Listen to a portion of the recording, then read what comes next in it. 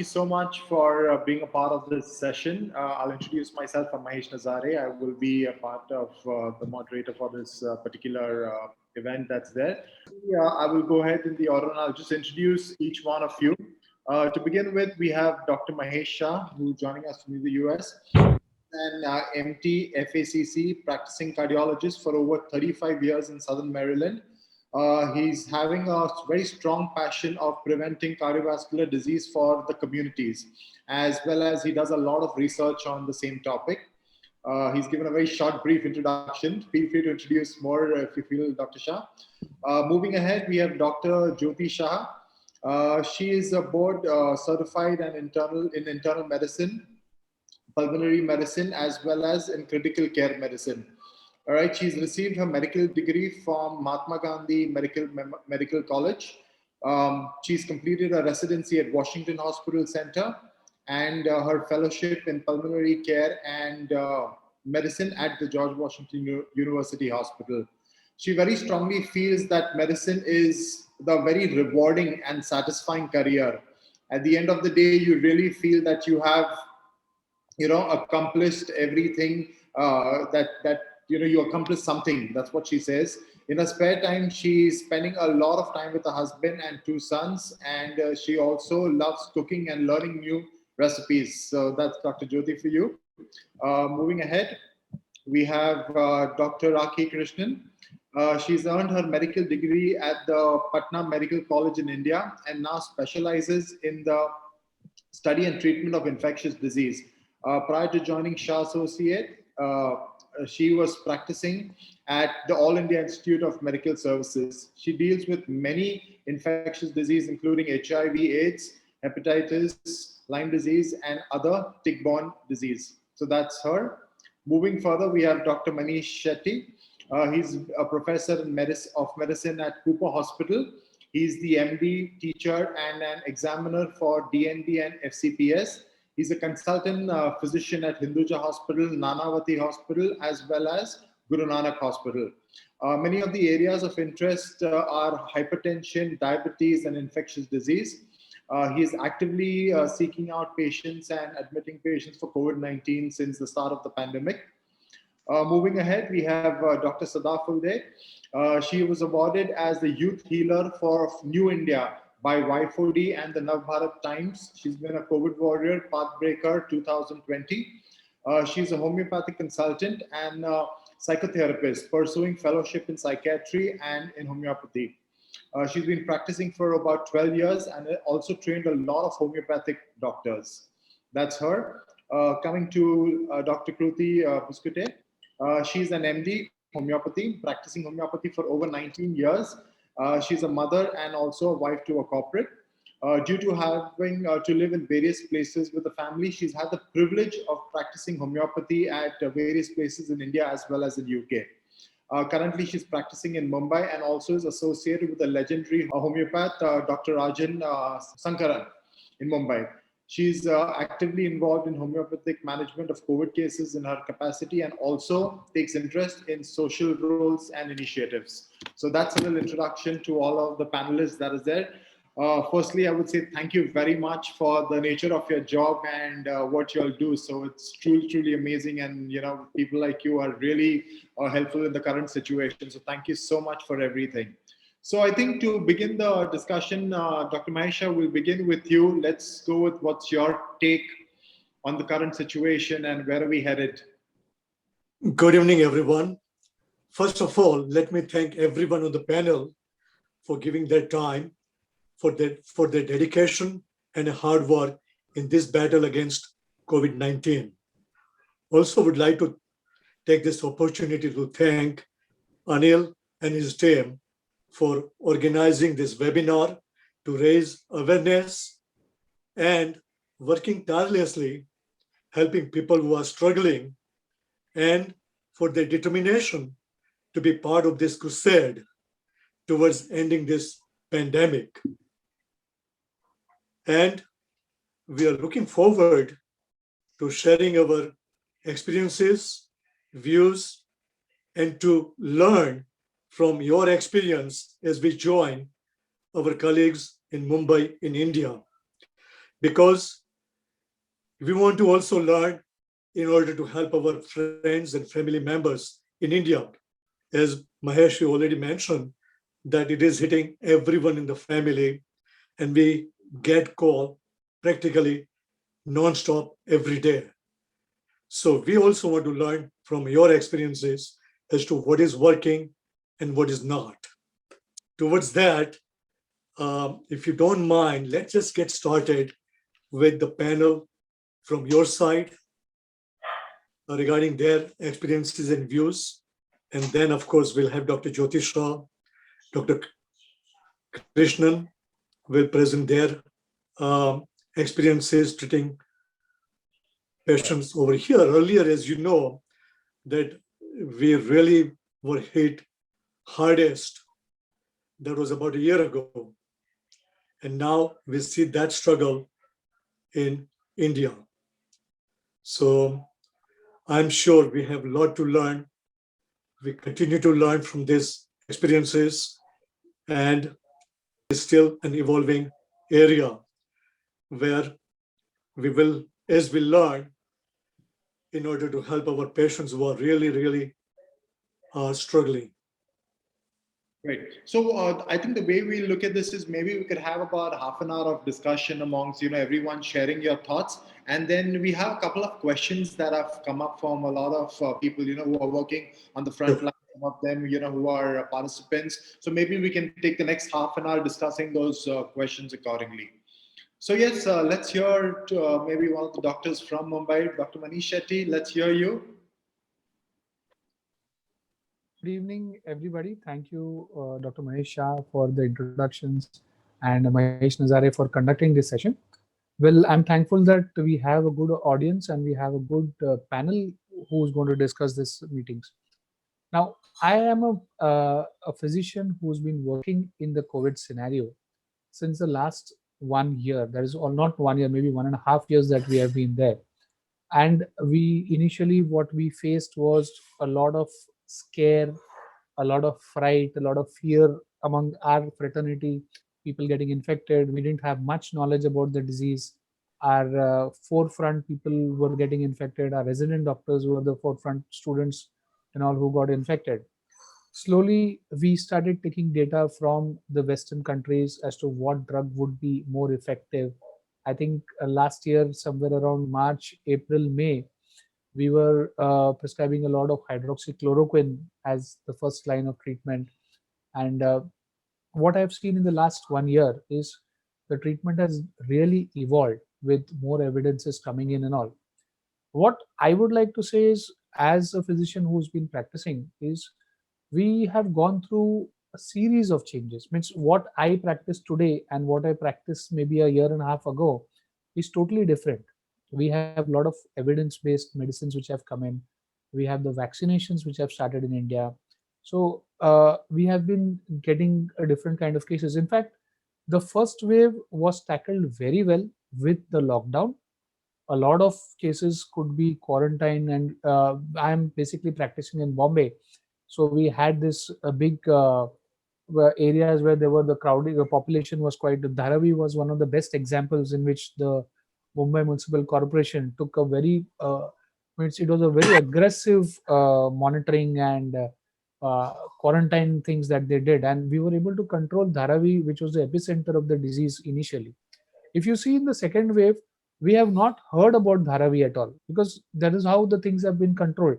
And this control was done by the general practitioners, the nursing staff, who went on day to day working, and each house was screened, and people who were not well, means it was basically the chawls and all where sanitation was a problem. So everybody was quarantined in big quarantine centers and all. Basically, all this worked very well. By, I think by December, most of our wards were empty. The COVID wards were empty. Our cases were, we had almost resumed something like a quite a normal life. And by say around February or something, we were just counting as in a ward of say 40, 50, we had 2, 3 patients who were admitted. And uh, all this was because we had a lot of lockdown strategies. The railways and all, the local trains were not started, and gradually in the last say 1.5 months or 2 months, it has just exploded here. Maybe the starting of the trains, maybe people moving out, and also one of the things was that we had a lot of cases who took their first dose of vaccine and then they got infected. Well, it was not the vaccine which infected them, but these people were the people, the age group of 60 plus, who were always at home, and this was the first instance that they were moving out of their houses, and that is where they got infected. What we saw differently in this second wave as compared to the first wave was the infectivity of this virus. Initially, the first wave, we had people, one person in the house gets it, he was quarantined, and nobody else got infected. But here, by the time we picked up a positive in the first case in the house, second day when the RT-PCR tests were done, everybody was positive, or almost 90% of the people were positive in their home. So suddenly we had such a huge load of patients coming in, and it took us some time to get geared up for this kind of patient load. Initially we had a lot of problems in getting hospital beds, in getting the injectables remdesivir, and also our monoclonal antibodies also were a little bit difficult initially. We also faced a problem with the oxygen supplies, but at this point of time it is almost a month and a half, we are much better. If you say that Bombay was seeing around 200 new cases somewhere in the month of February, we started picking up to around 1,000, 1,500, 3,000 cases per day, to maybe some 15 days back where we had around 9,000 cases per day, active cases. And we were testing around 50 to 60,000 samples per day in the metropolitan city. Now, as of now, today, the number of positive cases are 1,700. So that's quite a drastic drop what we have faced. And we physicians have been treating our patients on OPD basis or through teleconsultation, and in the admitted patients also. We have seen a trend that initially during the pandemic, the second wave, it was mainly the elderly people who were coming with bad complications, bad lungs, high HRCT scores and all. And now in this at this present situations, we have people who are 25, 30, 40 years also, who have had bad lungs. And we have been very aggressively using medications. We have been using steroids, we have been using blood thinners, we've been using remdesivir also a lot, and monoclonal antibodies also, and we've seen good amount of response in the patients. What we are going to see maybe 2 months from now, when the cases of COVID have settled down, what we already have started seeing is the post-COVID sequelae that is happening. We are seeing a lot of lung fibrosis, a lot of means respiratory illnesses, patients who are oxygen dependent for a long time, pneumothorax, spontaneous pneumothorax, and all these things have come up. So, and recently in the last 10 to 15 days, the awareness about mucormycosis also has been quite high, and we have had a lot of cases of mucormycosis treated, operated on antifungals also. So it is an ever, I mean, what we say is that if you ask me what is my experience with COVID, I would say that I still don't know everything about COVID. It is still something which is evolving for us. On a daily basis, I may be seeing at least 40 or 50 consults online for COVID positive patients. I take COVID rounds in hospitals where I see at least 40, 50 admitted patients, of which maybe 10, 15 patients in the ICU and rest of them in the wards. So the numbers have definitely come down in the last 10 days, but we are just waiting till we get a proper control on this second wave. And in anticipation, we will also be keeping our guards up for if whatever the predicted third wave that may come to us. Great. Thank you. Great. Thank you, Dr. Shetty. I think let's ask Dr. Kruti and Sada from a homeopathy standpoint, what is their take and observations, and how they're currently dealing with the patients that they kind of encounter on a day-to-day basis. Hello. So the thing is with homeopathy, what we have seen is that there are, like Dr. Manish just explained, that there are different phases. Dr. Manish just explained that there are different phases. So in the first phase, first wave rather, when I was working for a free COVID clinic in a remote area. And there what I found that, when we were able to pick up cases at a very asymptomatic level or a mild level, we could prevent a lot of hospitalization, because the remote area where I was working, they had, forget having a proper hospital, they didn't even have nursing homes. RT-PCR testing also, I had to arrange, request Suburban Diagnostic to send few kits, and we had very limited kits with us. So at that moment, what really helped is that at a very beginning level, if we started with homeopathy. So now again with homeopathy, it's not that we are going to kill the virus or we are giving an antibiotic, but what homeopathy does, it stimulates the immune system, immune mechanism of the person, and based on the individualized symptoms. Great, thank you. Dr. Kruti, your take on the similar? Yeah, on the similar lines, I would like to add regarding that hospitalized patients, So recently I treated a case of a gentleman who, though we started much before hospitalization, but he wanted hospitalization only because he was getting a bed, and he doesn't have to do it because he was an elderly patient. So they wanted to be a little cautious. So at 95 SpO2, they started looking for a bed. And once it just went little below that, they went for a hospitalization. But what happened there was he was not allowed to take homeopathy previously, and he was shy. He was not, like Dr. Sadaf said, if we integrate, it is so much better for general public health also. But somehow this is lacking, and he stopped the medicines altogether for a week of hospitalization. His oxygen levels were going down, and they would only come up with using the oxygen concentrator, because after that the level started declining. So then they thought that maybe we will prolong the use of steroids for a few more days. So that kept on increasing from 3 days to 5 days to 1 week. And then ultimately one fine day, he said that his son got worked up. So he called me for something, and I prescribed one of the remedies which was actually on that list, which is called Aspidosperma. It really helped him, because despite everything else, his levels were going down. So I think one of the key things here is we need to understand, what if someone tests positive right now? What are the measures they need to take? Or what is the precautions they need to take? So maybe let's have Dr. Rakhi, Dr. Jyoti share their points of view. This point in time. As you all know, and I'm sure Manish, you have so many more cases that we and Jyoti put together, and all our county has seen. Seeing 40 to 50 patients a day is a lot. If we see a couple, we feel, oh, we have done so much. We've already seen so many. So that's incredible that you're seeing so many and doing such a great job, and the same with Kruti and Sadaf as well. But what we do is that, see, most patients with COVID, as our experience, will get better. 80% of the patients will have mild symptoms, they will get better. The policy we follow is we check their oxygen levels and very, very strongly encourage patients to check oxygenation. As their oxygenation dips down below 94%, we put them in the hospital, because that's when we need to treat them. Before that, the first 1 week, if they're doing fine, if they gradually recover, nothing to be done. We don't do anything at all except probably use, antipyretics or fever-reducing medications. When their oxygenation starts dipping down, usually by day 7, day 8, day 9, is when we have to take charge.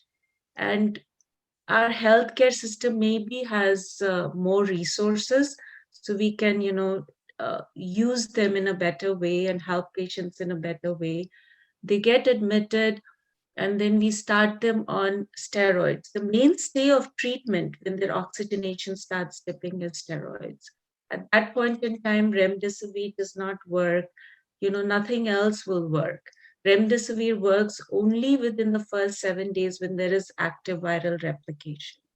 So using a lot of drugs, using a lot of medicines which are very expensive might not be the best strategy. And from our standpoint, that's the key number: 94% less oxygenation, get them into the hospital, use steroids. If they are within 5-7 days of infection, we use remdesivir for sure. If not, we concentrate on steroids, use blood thinners, use something to protect their stomach, and slowly patients will get better. This is a simple slide that I would like to show you guys. So this is it. Patient is admitted. If there is significant hypoxemia, And that's when we admit the patient. If not, if they're saturating fine, do not mess around with the patient. Do not give them steroids, do not give them remdesivir, do not give them chloroquine, and we are not recommending to use ivermectin or Fabiflu is the medicine that I guess many of you are using. We are not recommending that because we don't have enough data on Fabiflu. But this is our management protocol that I'm sharing with you. So if they are hypoxic, we get them into the hospital.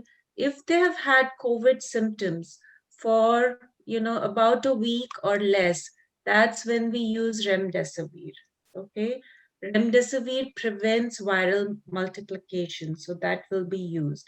There are certain contraindications, as I'm sure you all know, liver dysfunction, renal dysfunction, we hold remdesivir. We give it for 5 days. If these patients are hypoxic, less than 94%, that's when we use DEXA as well. This is the DEXA slide. I think you can see it. We give 6 milligrams of DEXA. If you can use Solumedrol, methylprednisolone, prednisone, everything is fine. That's when we use it, and we give it for 10 days. If the patient responds and gets better sooner, then we stop it before they go home. So this is our treatment protocol. It's very simple. There are some cases where we have used tocilizumab, which is the IL-6 inhibitor. We use it again when they are getting hypoxic.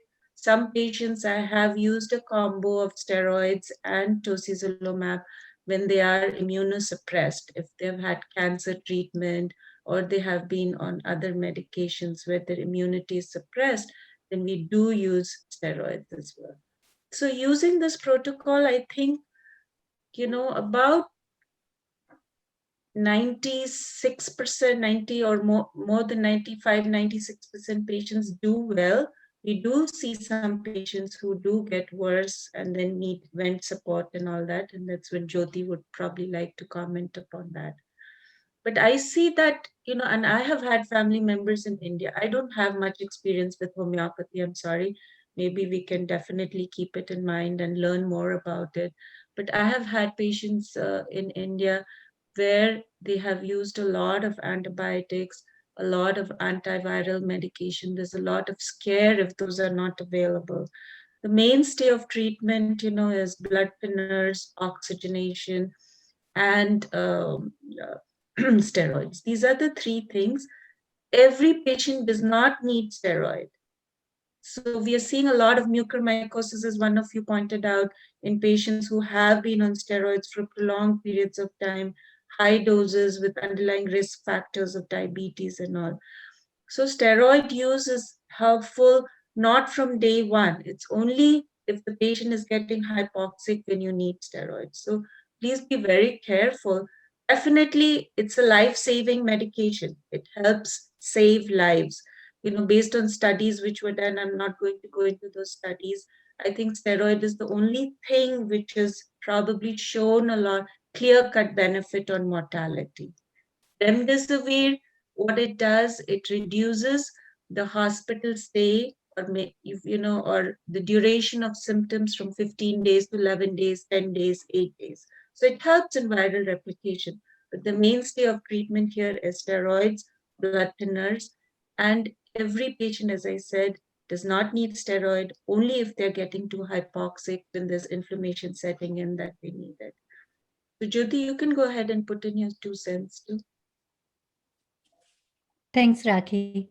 So as Rakhi said, that between last year and now, we have come a long ways. I remember when we first started seeing COVID patients, it was a learning curve. We were putting patient on ventilator right away. We thought that putting them on ventilator will prevent mortality, and then learning from cases in Italy and then subsequently in New York and New Jersey, we realized to delay the intubation as much as possible because we were seeing higher mortality. So we started implementing that, and then subsequently we realized that this is a very hypercoagulable disease. patients, the postmortem report showed patients have blood clots everywhere, not only lungs, but heart and kidneys. So anticoagulation was then started. So I believe that learning from what we saw in New York and New Jersey helped rest of the country. And we started implementing those things. So as Rakhi said, only medicine that has shown mortality benefit is dexamethasone.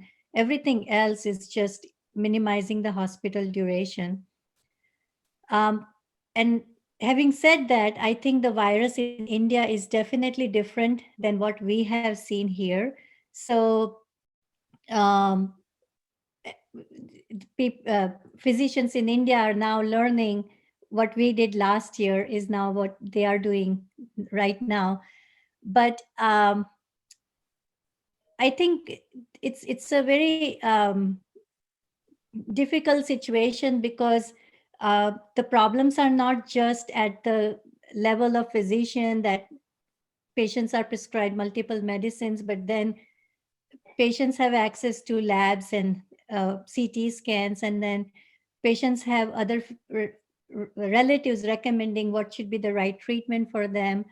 So the education is required at every level. And I think from physician standpoint, most of the practicing doctors in India are private practitioners. So they are not held responsible. Like they are doing to, sometimes I feel like the treatment is given to satisfy patient, not what is evidence based. And I think that's where things are going wrong in India, because people are dying more from medication side effect. We are seeing mucormycosis. So I don't know if there is anything where we have a standardized protocol and physicians can follow that instead of just throwing kitchen sink at asymptomatic outpatient who does not need to be on so many medicines. Great. Thank you so much. Dr. Mahesha, we Yes, yes, I would like to echo similar sentiments that fortunately it is a pandemic, but the virus is not that lethal compared to the virus that we dealt with in the past. Those coronaviruses had a much higher mortality compared to COVID-19. So that we can see that more than, almost looking at the data that we have, 87% of the patients have recovered without any other complications or problems. And as Dr. Jyoti mentioned, that, and the Dr. Rakhi also mentioned, that very little treatment is necessary in most cases. The problem is with the people 60 and older and having underlying chronic medical conditions, especially with the heart disease, which is very common with people with Indian heritage. As you know, people do have coronary artery disease, hypertension, diabetes at a very early age. Those underlying conditions puts them at a risk of developing complications. And those complications is the reason why people develop severe disease and die. So if that is recognized, as Dr. Krishnan and others mentioned, that monitoring oxygen saturation is the key. If that is dropping, then those patients would need hospitalization and ICU care. And that percentage is fortunately is about 12-14% of all the patients that are infected. And of those, unfortunately, 1/3 of the patient would need ICU care and other aggressive management. And we all have seen that, yes, steroids at that level would be a sort of a lifesaver. The other thing that I would like to at least emphasize and point out, though heart disease is very common, heart disease does not appear to be at an increased risk for contracting COVID-19. But once you have it, you are at a high risk, just like any other medical condition, but the treatment would remain largely supportive, and that is not that expensive. Now, as you all know, going forward, unfortunately, we'll still see hundreds of thousands of cases, but recognizing the disease early on, having them quarantined, and taking supportive care should be able to get them over this sort of a difficult time and help them get better. And I just 2 days ago, listening to Prime Minister Modi ji, with the determination that we all have in India, that increased vaccine production, increased vaccination, and this crusade will help us bring sort of an end to this pandemic, at least over the next 4 to 6 months, well before Diwali, and we'll be able to celebrate Diwali in a true sense, sort of a having victory over the evil. And certainly appreciate input from all our panelists, and certainly our heart goes out to you all, having been working so hard in such a dire situation and a difficult time, and want you to know that you have and will have our ongoing continued support in whatever way that you need. You can count on us. Just let us know, and we will do whatever we can. Immediate steps that one should take, in case they kind of think that they are positive. Maybe some of them might be comfortable going for an RT-PCR, but some of them may not. What should be an instant care that they should take? I mean, what are the instant self-care that they should look at? So, yeah, Dr. Manisha, one of the first advices that we give for most of our patients is, if you have any symptoms of any cough, cold, or fever or something, try to isolate yourself first. Isolate yourself away from vulnerable people, your house members, elderly people and all. Isolate yourself and then be in touch with your doctor. Get an RT-PCR if the doctor says. And RT-PCR test is being done free of cost by the government, by the municipal authorities in Bombay.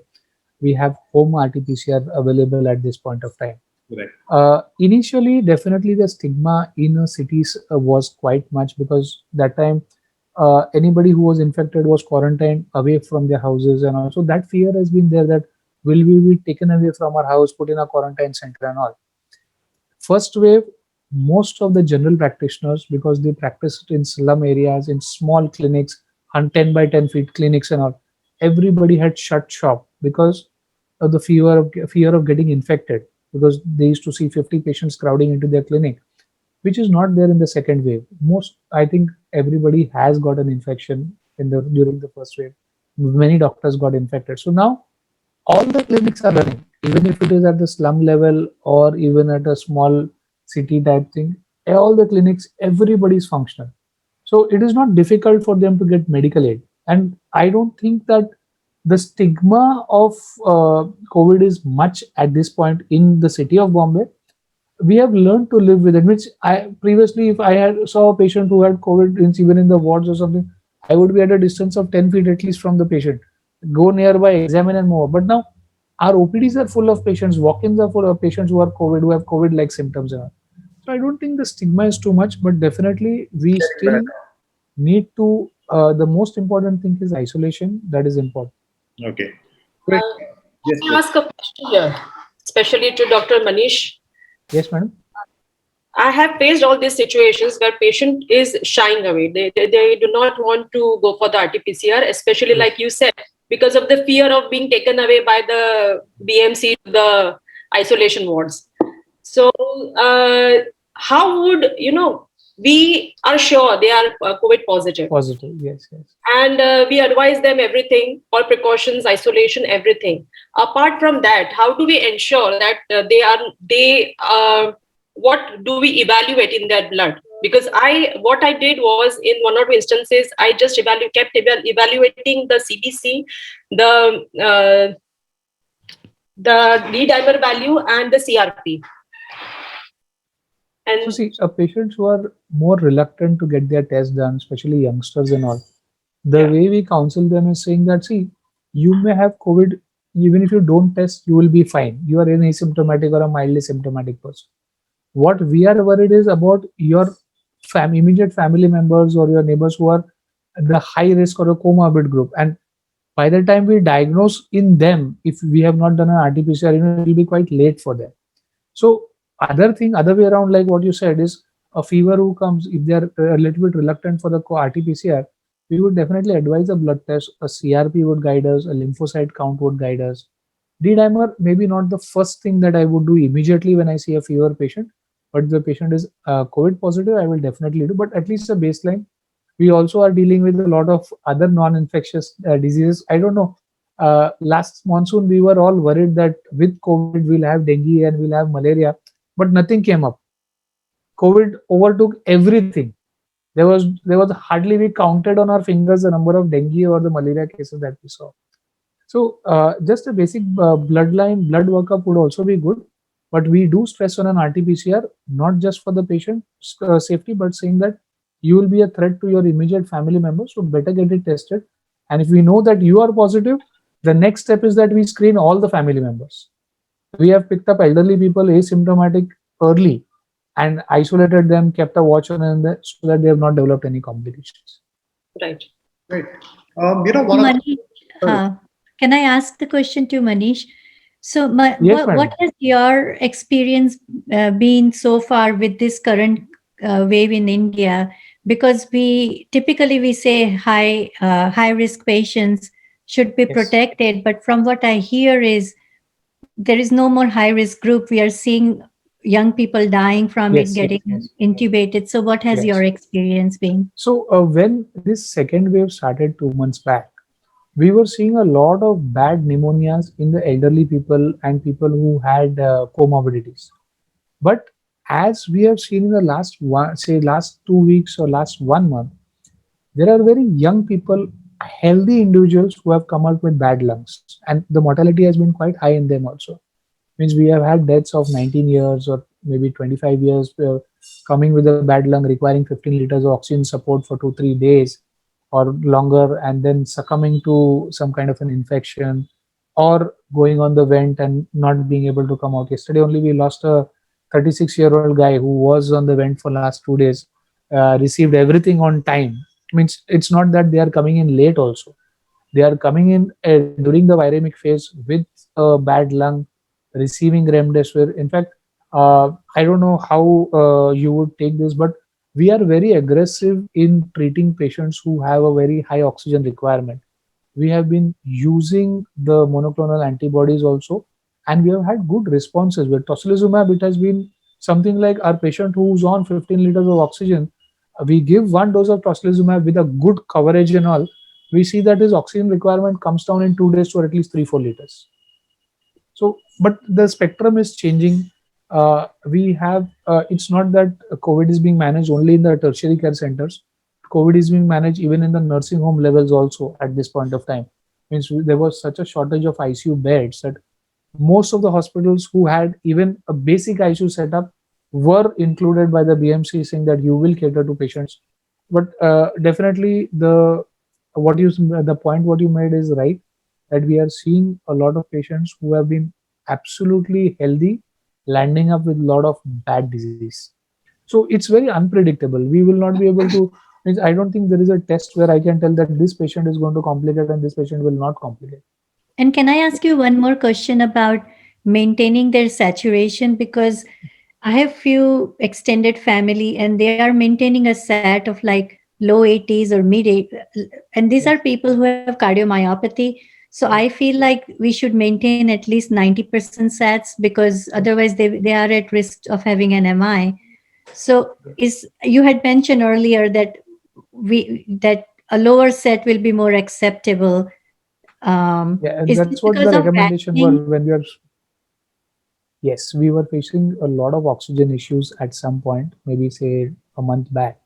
That is when the task force came out with this recommendation that saying that even if you aim for a saturation of 92 to 93 on oxygen, that would be comfortable, keep the patient comfortable. Because none of like that happy hypoxia what we have, none of our patients have, means if you see 100 patients, maybe 90 patients will be absolutely fine, even on sats of 85, 84 on 15 liters of oxygen. They've just been sitting upright and been comfortable and all. Uh, what changes we have seen in this current pandemic is that oxygen concentrators have become a premium commodity.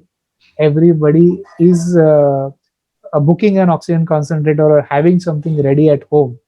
At a time when we did not have much beds, patients were on oxygen support even at home with the concentrators, the capacity of 5 liters or something. In fact, I do a lot of teleconsults for other cities also, where we don't have a good infrastructure. We are managing patients at home with SATs of 85% on oxygen on a concentrator at home. But fortunately, we feel that the like what Rakhi madam said, steroid is the main drug that is going to be useful. In our case, I would like to add that oxygen is also quite important for us along with the steroid. We are, after we have given off all the medications, whatever, we have seen that most of our patients require a long-term oxygen to stabilize. So now we are Manish, having a I lot also have a question. Yes, sir. Yes, sir.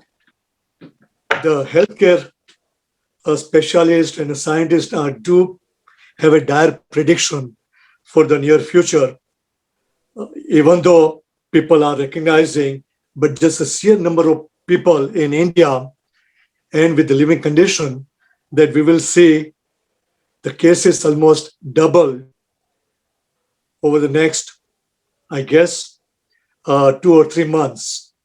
And alarmingly, the death rate would surpass almost 10 lakhs.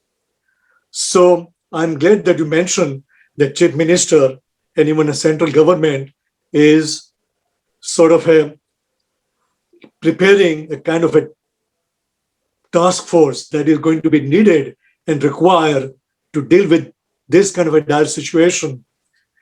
And what are we doing in Mumbai? Sir, I'll just take 2 minutes. It's a very beautiful story. That means I would say that I feel proud to tell you this story. Is when COVID started in Mumbai, we had the BMC, which was headed by another commissioner, and he was replaced in the middle of the pandemic when Dharavi was exploding with cases. So there comes Iqbal Singh Chahal. He is the present commissioner of BMC. What was used to happen is, before, the test used to be done and the reports used to be informed by the lab to the patients. Say morning the test is done, evening the reports are being released. So we have at least some 40,000 tests taken in a day, 15,000 positive cases. And with these 15,000 positive cases, everybody starts calling up the central helpline of the BMC saying that we are positive, we have been informed what is to be done next. Most of them bad cases needed hospitalization. So when the people started calling the BMC, 15,000 calls, say in a matter of say 2 to 3 hours, the lines used to get jammed, the entire network used to crash. What this person said, that nobody will call the BMC. He said, told all the labs, all positive reports to be given to BMC, not to the patient. He took the data. He used to collect all those 15,000 positive cases by midnight.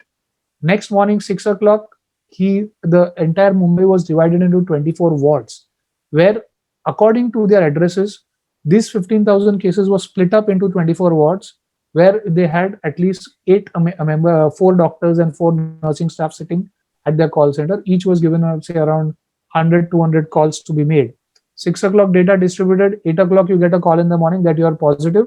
A health worker will come and check you. You please tell us your things. If needed, we'll admit you. So he decentralized the entire process of this COVID information, where it was given a responsibility of each ward. And the wards did extremely well. Means I am from an area, Santa Cruz, Bandra. Our ward was awarded one of the best wards because of their proactiveness in getting to the patient's house. So when a patient is diagnosed COVID, you have 3 calls which comes from the BMC on the day 1. First is the call center, which gives you the information you are positive. One health worker comes to your house, examines everybody's temperature and all, takes the data and goes away, and evening a doctor calls you. This is what the BMC has done. It is a commendable job, sir. There is, That's great. it is really commendable. And they have started oxygen audits, and they have, in fact, I don't know how US handles it, but in Bombay, the cost of treatment is a big issue. So what the BMC has done is we have at least 4,000 beds in jumbo COVID centers at this point of time. And there is a preparation to add 4,000 more. This is just the BMC COVID centers, which were all open grounds, which were converted into COVID centers. The BMC used the Epidemic Act during last year's COVID. This thing, they took over all the private hospitals. They said that all the private hospitals will follow BMC dictum. 80% of the beds in private hospitals had to be given to patients at cost what the BMC suggested. So there's a capping of charges. You are a patient who's on a ventilator, 9,500 rupees, which includes doctors, nursing, hospital, food, investigations. You're on oxygen. Your charge cannot go above 9,500 per day. This is something commendable. We have never seen the BMC so active. And I think even the Supreme Court lauded the efforts of the BMC this last 15 days back, saying that all the other corporations should take. And I think the BMC is one of the richest. It has got a budget more than any of the smaller countries also. So they have put up a global tender to buy vaccines also now. Since we are not getting vaccines from the center, they are going to buy their own vaccines. So things are not that bad. It is just that what we are punched up is our population. It always punches on the face. But definitely, the morale is quite high among the health workers. Let me tell you that. I have resident doctors who stay in the COVID wards, work for 24 hours. They are very comfortable. Last year we had quite a it was a big task to get people working in COVID. Whether it was the ward boy or whether it was the nursing staff and all that. Now they don't have the fear of COVID. In fact, even I will go into a COVID ward with my entire kit and all, and I will be telling them that please be careful. They are like, sir, we are used to it now. So the morale is quite high. People are working. There are a lot of other parallel activities which go on in terms of food supply to COVID patients. There are a lot of NGOs which are into it. Even Umang is doing a good job. So we have definitely been hit very hard, but none of us are giving up. See, I work for at least say 14 to 16 hours a day, but my resident works more than that. And all our residents, the final year students, interns whose exams have been postponed, but nobody's complaining. Everybody's into the job. So I think we are much better than last year, though we are seeing a bad hit of COVID, but we are much better prepared. And I think the fight is going to be a long battle, but we are not going to give up so easily. That's great. What Dr. Manish Shetty shared, I think they're calling it the Mumbai model, and which wants to be replicated in other cities now. Yes. Anyway, so I think on that note, thank you very much for all the time and all the information that you've shared. I think it's definitely been very informative, and we all can just hope and pray that things get better around the world. And thank you so much for all your services that you all have been extending towards people. So thanks a lot. Have a good evening for the guys in Bombay, and good day for the ones who are back in the US. And anything on a closing note? So I want to say I like Manish's optimism, and Thank you. hats off to you and the entire physicians and healthcare providers in India. You guys are doing a great job, and I cannot even imagine what you must be going through, seeing hundreds and hundreds of patients. And I also want to thank Kruti and Sadaf. I do see a lot of post-COVID patients with persistent cough, and I really fail to help them. So maybe homeopathic might be the way to go and help them. So I'll certainly keep that in mind. Great. Thank you all. Thank you, madam. Thank you. Thank you, Dr. Jyoti, for that open-mindedness. I really appreciate all the way you're welcoming our views today. Yeah, absolutely. Great. So thank you very much, everyone. Have a great day and a great evening. Thank you. Right. Thank you, madam. Thank you, sir. It was a wonderful interaction. Thank you very much. Bye-bye. Thank you.